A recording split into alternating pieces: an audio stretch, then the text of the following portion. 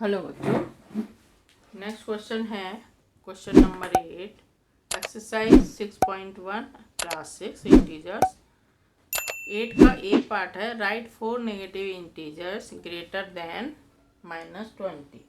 Solution है ए part का greater than -20,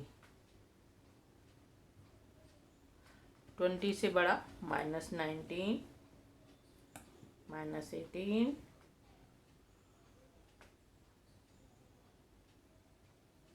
-17, -16, 4 हो गए। Are greater than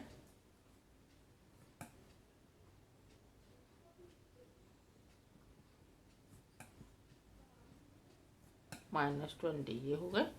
B part है right 4 negative integer less than -10, -10 से छोटे, -11, -12, -13, -14 आर लेस देन -10। ये छोटा सा क्वेश्चन है, क्वेश्चन नंबर 8।